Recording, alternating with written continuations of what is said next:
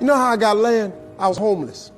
And I used to fish all the time. I wasn't fishing playing. I was fishing catching fish because I drive to a rest area because I kept charcoal in my trunk. And when I got to them little grills on the side of the rest area, I'd take my charcoal and I'd fry my fish. But I was always fishing somewhere illegally because I ain't own no lake or nothing. And I catch a string of bass, probably get 6, 7 on there. Hey, what are you doing over here? Get away, get out of here. I pull my string up. Hey, them fish don't belong to you. Let them fish go. I got to take all them fish off the hook and throw it back in the water. He didn't know, man, that I'm trying to eat, but I can't break no law, so I got going by my business. So first thing I said, I told God, I said, when I get me some money, I'm going to buy me a piece of land. Because I just want a piece of land where can't nobody run me off. I just want something I can stand on. This here piece belonged to me. So this how I did it. I was reading something one day, and I said, man, how much land is on earth? So I looked it up. It's a little over 36 billion acres of land on earth. At the time, it was between 5 and 6 billion people on earth. It's a little over 8 billion now. So I did a little hood math. I said to myself, if it's 36 billion acres of land and it's 6 billion people, just to me, everybody ought to have 6 acres of land. It was a scripture my mom used to tell me about all the time. She said, you have not because you ask not. So guess what I started asking for? 6 acres of land. Just wanted 6. So I messed around and got my first piece of money. I got me a check for about $115,000. So first thing I did, went to Dallas, Texas, said I'm gonna buy me some land. I found a piece of land, I thought it was perfect. Had a fishing lake at the end of it, because I love to fish. I said, man, this piece I'm gonna buy right here. Let me talk to somebody. I was with a real estate agent. I said, how much is this? He said, it's $250,000. I can't afford this. So I got about 115. He said, I don't think you're gonna be able to get it for that, but I'll make a call. So he called the guy.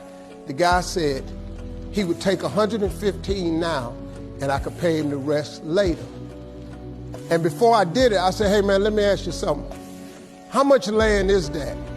He said, oh, that's 6 acres. It was 6 acres. I got ready to sign it up. The real estate agent said, Mr. Harvey, before you sign that, I want you to think about it. I want to show you something else. So he took me over to this dude's house. I never met this guy. He came outside. He's a hillbilly. He's just country. You know, I was a little nervous. Me and hillbillies don't really, we don't normally work that good together. His name was Jerry Campbell. Turned out to be one of the nicest men I ever met. I misjudged the man. He talked to me, said, I want to show you something. And I go over there and I couldn't believe it, man. It had rolling hills on it. It had 4 lakes on it, fishing ponds. I said, man, look at this right here. How many acres is this, man? He said, 16 acres.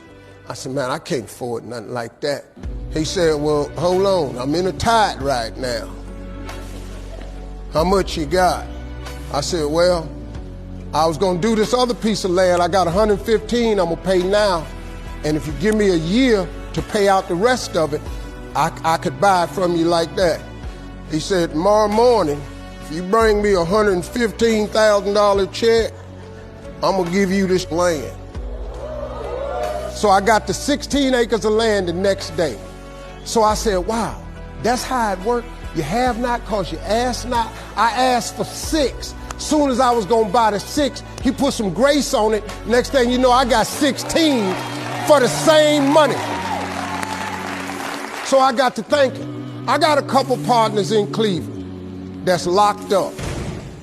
They not getting out of prison. So I asked God, could I have a 6?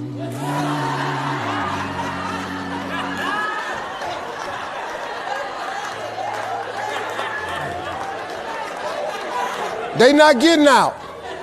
They got 6 coming. Hey, Lord, can I have A6? So you know what he did? Some land opened up next to it. I bought 18 more acres. I bought it. So I went back up to Cleveland. I was hanging out one day. My boys was on the corner. I told them, I said, look, man, I can't hang out on corners no more. I'm trying to get my TV career started. Oh, you done changed, man. This what's happening. So now you done got this little money. You done forgot where you from. I said, okay, hey, Lord, can I have A6 too? So I see right now, yeah, I see what's happening right there. They ain't finna go nowhere. So I kept asking for everybody I thought wasn't gonna ask for their 6. I asked for their 6. I ended up owning almost 300 acres of land in Denton County, Texas. But I just kept on, man. Just kept on with it. I just kept the faith. I kept believing. I kept asking him. I kept wanting. God got great life for you, man. But you're going to have to ask for it. And when you ask for it, you're going to have to believe it. After you believe it, you got to put your work in. Now, if you don't want to do the work that it takes to be successful, this man with his success, if you knew how hard he worked, if you knew the hours he put in, the hours his daddy put in, if you knew what it really took, it's daunting. It's days, man, where you go, whoa, what is this I'm trying to do? But you got to hang in there. See, getting what you want is up to you. How you get there, that's up to God. See, the problem with you is you trying to figure out how to do something. Listen to this. The how-to ain't none of your business. The Bible don't tell you to figure nothing out. It say ask, believe, and receive. Now, see, you keep going down these churches, they keep telling you this, but you ain't listening. I'm asking you to listen. You can turn your life around if you change your attitude. You change your attitude, you change your altitude. Stop sitting in here with a life of mediocrity when that ain't what God created you for. Now, you might not want this life. You might not want what it takes to get here. But if you want this life, you got to put in your work. You got to put it in. You got to stay prayerful. You got to never give up. You got to talk God every day. Now, if that ain't what you want to do, then good luck. You keep doing what you've been doing, you're going to keep getting what you've been getting. I would try something else if I was y'all. I appreciate y'all coming. Thank y'all very much.